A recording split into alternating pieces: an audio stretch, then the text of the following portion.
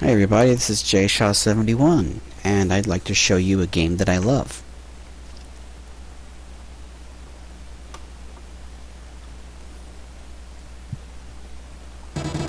Let's go ahead and hit start here. I'm going to read the intro if you don't mind. 2039 AD. Man begins deep space exploration.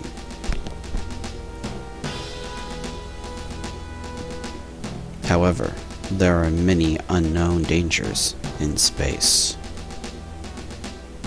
This kind of sounds like a movie trailer, doesn't it? Gotta dig the little militaristic tune going on in the background. On a crippled spaceship, signaling for help.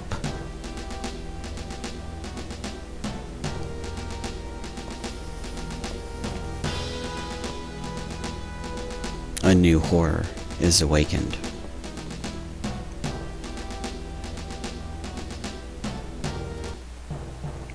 And so begins Tatio's space gun. This was made, I think, around 1991, 1992. It's a really good light gun horror, or sci-fi really, light gun shooter. It definitely does have some horror elements to it. The enemies, you can probably tell right away, are kind of carbon copies of Gene Stealers, which are some serious threats in the Warhammer 40k universe.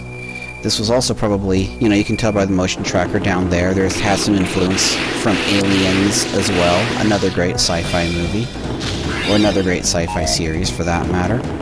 Not done so well in the video games lately, but it happens. But this was definitely one of my favorite games to play in the arcade. It had a cool little pump stock that you can use to trigger your weapons. It had a pedal where you could step out of the way of enemies' attacks, though I don't have a pedal, unfortunately, to be able to do that. I could probably bind it to a key, but I tried to do that earlier with another game, and it didn't work out too well, so I figure pedals need pedals for a reason. Yeah, those little laser things are a little bit hard to get.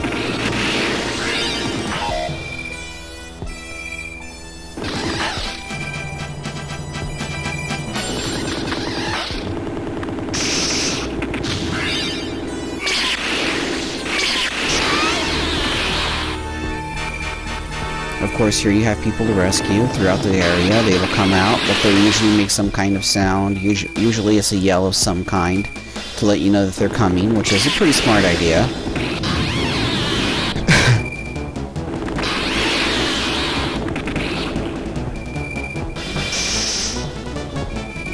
And Tatio has really done some good light gun arcade games. Most of them sadly did not make it home, though this did see a release on the Sega Master System.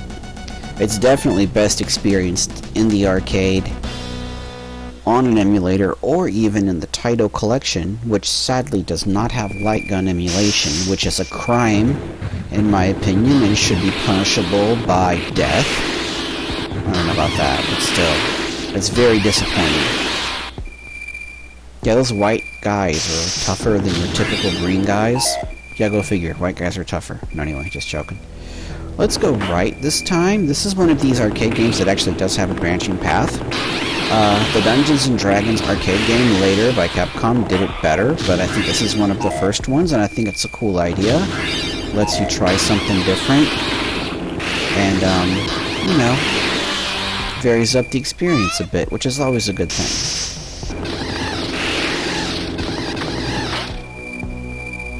And there, a moment ago, I got some, super body armor, which made me invincible for about 20 seconds or so, which definitely helps in this game. You can get swarmed kind of easily.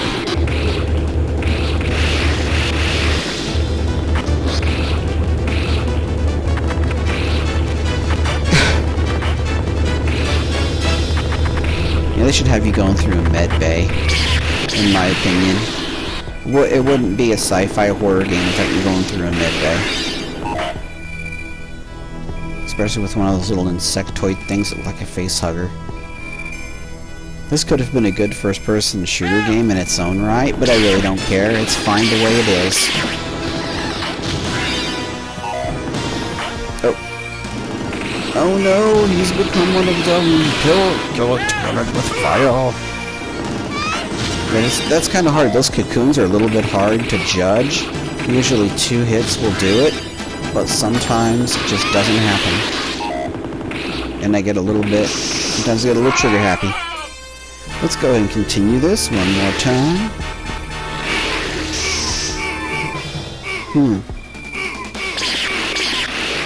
Oh, I accidentally hit the... That's what the problem was. I'm used to playing on player 1. I'm playing on player 2 because the key bindings are a little bit wonky right now on my computer. Not MAME's fault at all, just mine. And, okay then. Well, here is, I think this is like the second boss, maybe the first boss?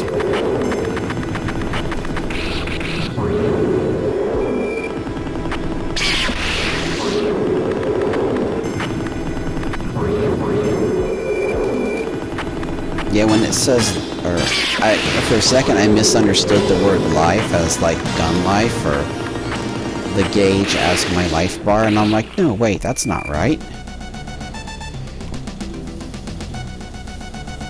But needless to say, no. My life is down below in the blocks, not in the gauge. And here we're going down on the planet, just like when I took the left path in the game, but this takes you through a different area, gets you different power-ups, and stuff like that.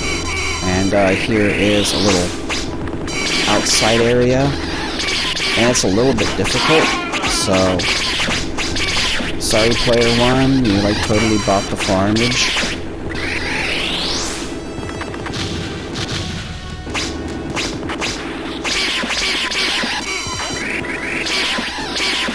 And this is just like one of my favorite games. It's got a lot of good sprite work, it's got a lot of good sounds, though kind of borrowed from some sci-fi movies.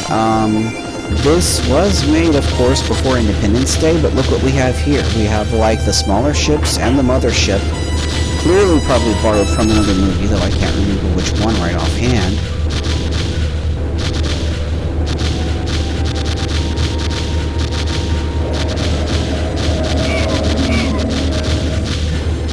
These guys are annoying. Usually I'm not this bad at a game, but I am this time. Let's go ahead and do this one more time.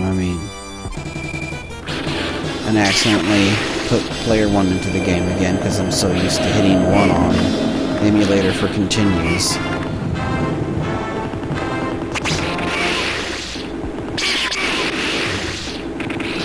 I'm just kind of messing them up here.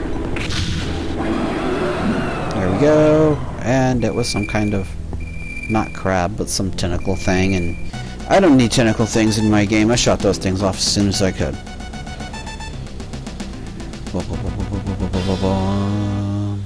We've arrived at the starbase.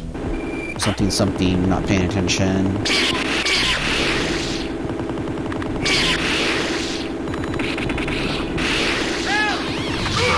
Boom. Sorry, guy. You were in the crossfire. You've been caught in the crossfire. That was kind of a good Board Games episode. Board James, excuse me.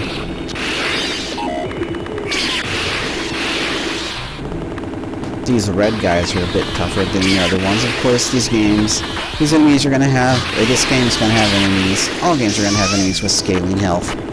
So, it's just a thing. Let's see, if I can't shoot them out of the cocoons without killing them. I am that kind of guy that would probably, in one of these situations, probably sacrifice his life for someone else's. I hope I will when the zombies come. And not purposely sacrifice myself, but it'll just wind up that way, you know? Right? So yeah, I'm hurting.